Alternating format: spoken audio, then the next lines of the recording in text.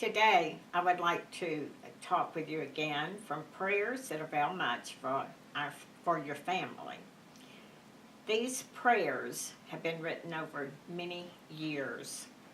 My husband and I have been blessed with 4 children, 11 grandchildren, and 15 great-grandchildren. So we've had a lot of practice. I thought in the beginning that when our children grew up that my prayer assignments would be easier, but I have discovered that my prayer assignments have increased as our children married, as they had their own children and their own set of circumstances.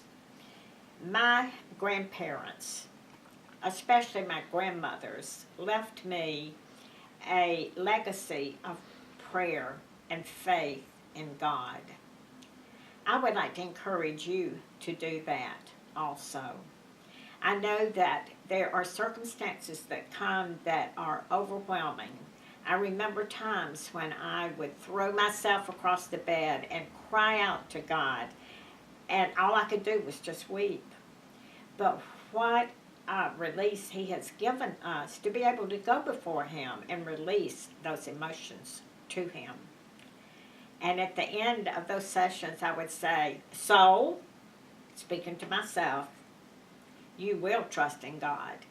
And I would make my declaration of trust in Him, who is concerned with everything that concerns you.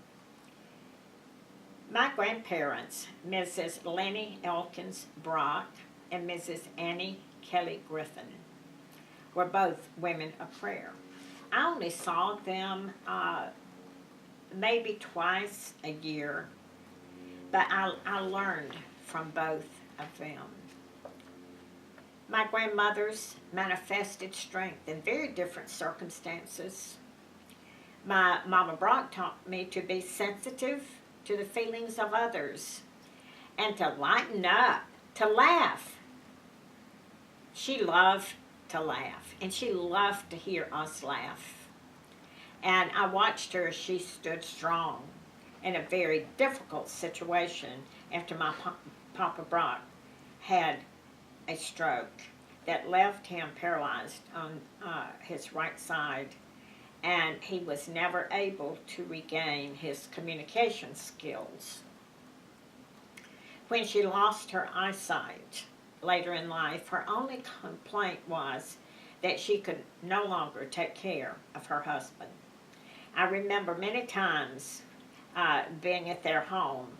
She would lead us in prayer before we ate, and my grandfather or my Papa Brock would kneel down while Mama Brock prayed.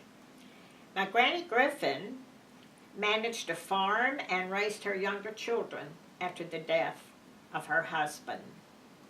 She left me a legacy of prayer and faith in a God who always provides.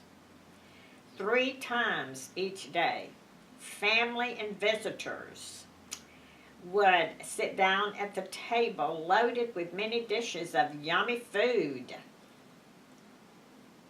But no one ate until each of us slipped down and knelt by our chair while Granny Griffin prayed for us. There was no doubt that you've been prayed for when you arose to sit down at the table once again, and I never heard anyone complain about this. Both my grandparents prayed for us every day. If you did not have grandmothers like this, I encourage you to start this tradition in your family and leave a legacy for your grandchildren. Please visit us at prayers.org and also visit us on Facebook and Twitter. God bless you. I will see you next week.